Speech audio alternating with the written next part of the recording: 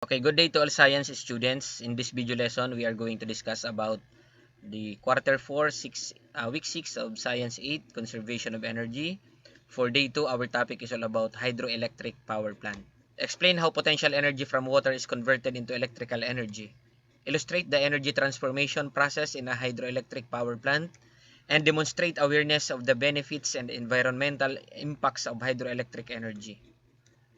For motivational activity, energy transformation chain game, instruction, students form groups. Each group arrange shuffled cards labeled potential to kinetic to mechanical and electrical.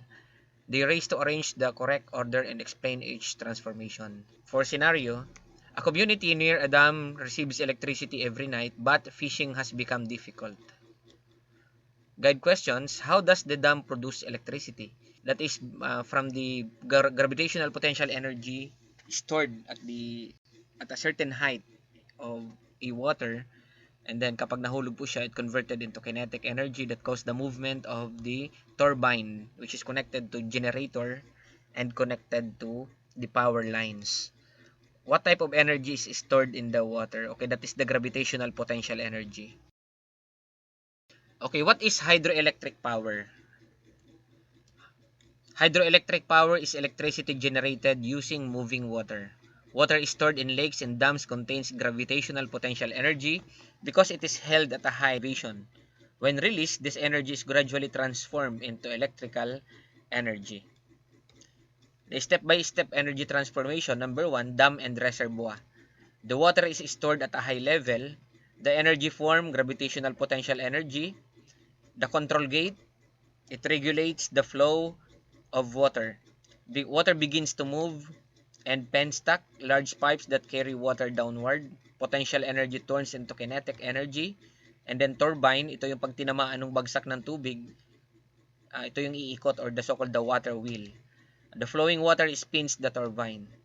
So, yung flowing water na yon, that is the kinetic energy that is being converted. Nung pagbagsak niya from potential energy to kinetic energy, it causes the turbine to spins. So, energy becomes mechanical energy, or that is the kinetic energy.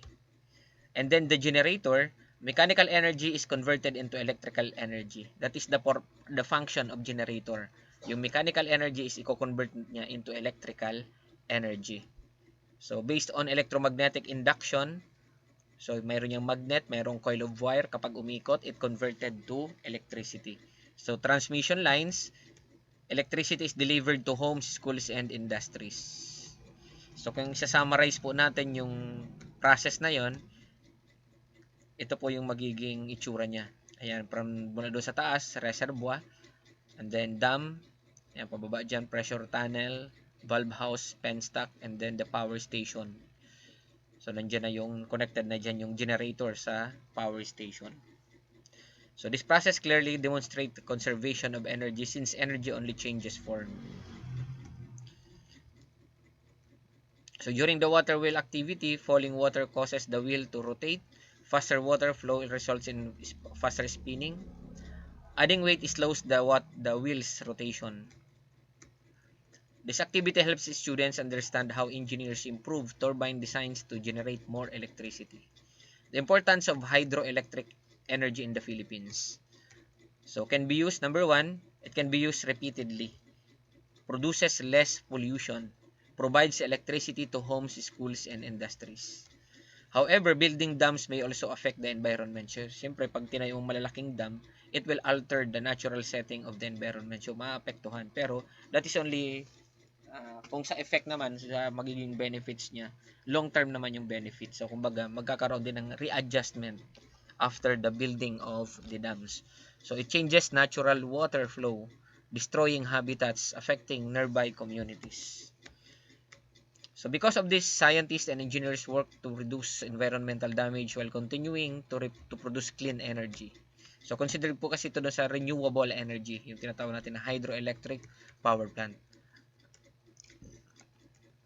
Okay, discussion highlights: water stored in dams has gravitational potential energy.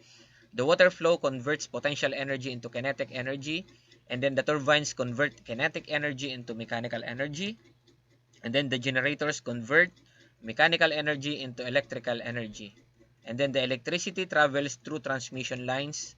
Hydroelectric power is renewable but affects ecosystems.